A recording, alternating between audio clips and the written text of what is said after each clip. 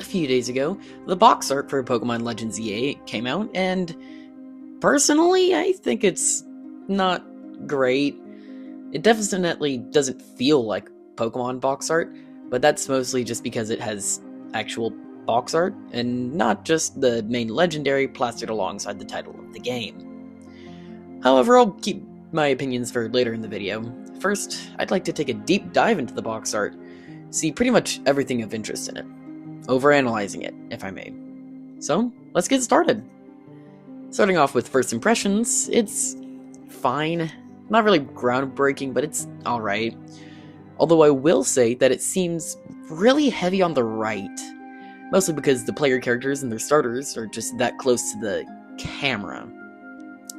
They seem to really draw the eye away from what the box art seems to want the focus to be, being the Mega Lucario with all the colorful Mega swirls around it. Another thing I noticed is that both player characters are in the box art together, potentially meaning that whichever one you pick, the other one is in the game elsewhere. I wouldn't normally be bringing this up, but the same thing did happen in Legends Arceus. Both player characters show up on the box art, and while you play as one of them, your rival is the other one. Only thing is, we already were introduced to your rival for ZA, Urbane and Tawny. So maybe the other player character is just another character entirely?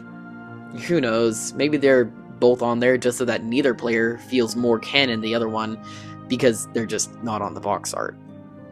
Speaking of Legends Arceus, something that game's box art and ZA's box art seem to do pretty well is show the main focus of the game on the box art.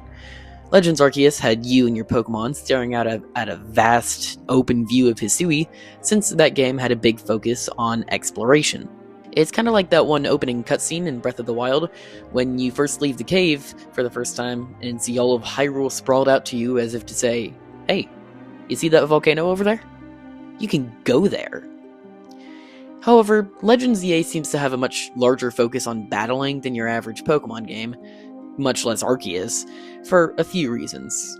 Mostly because of the new battle system, the ZOA Royale, and of course Mega's returning. But from a gameplay perspective, ZA will have a much smaller map. But to compensate, it will likely have a whole lot more battles. Heck, even if it has just as many battles as a mainline game, even a little bit less, because of the smaller map, it would be way denser and thus feel like there's more battles going on. It also feels a whole lot more cramped than the Legends Arceus one, which is very wide and open with lots of fresh air. Likely, again, a product of the game's much smaller map. And on that note, let's take a closer look at said battle. From the box art alone, it looks like it's the player with their starters against Mega Lucario and a Pikachu, which, let me just say, the player is not winning that. However, it also looks like the Pikachu and Lucario are on the same side of the battle, which makes me wonder how this game is gonna do double battles, if at all. But if we zoom out some more, we can also see some more Pokemon. More specifically, Mega Pokemon, particularly a Mega Lucario, Gardevoir, Scizor, Absol, and way off in the distance, a Mega Steelix and a Mega Salamence. However, each trainer can only use one Mega Pokemon at a time, and we already know we are able to jump other trainers. Maybe we'll be able to jump trainers while they're in the middle of their battles, turning a 1v1 into a 1v1v1, or even more, seeing how many Megas there are. On top of that, it seems that after the events of X and Y, Megastones became a heck of a lot more accessible, since the only trainers who had Megas in that game were you, Diantha, Lysander, and Karina. There are more Mega Pokemon here than trainers I just listed. At the same time, while the Steelix may have a trainer behind that building, that Salamence looks like it's just flying out on its own.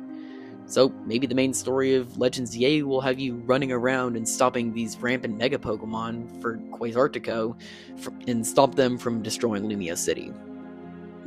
Might be interesting, but it's just a thought.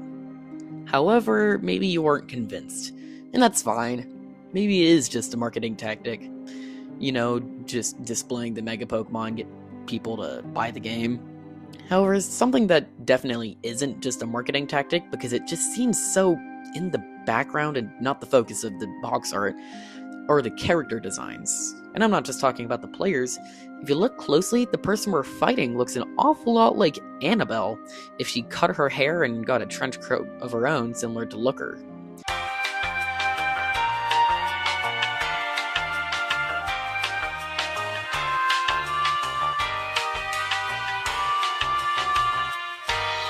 Also, to the right we can see the hand of another person. While it isn't really confirmed, that does look an awful lot like the sleeves of Looker's own trench coat.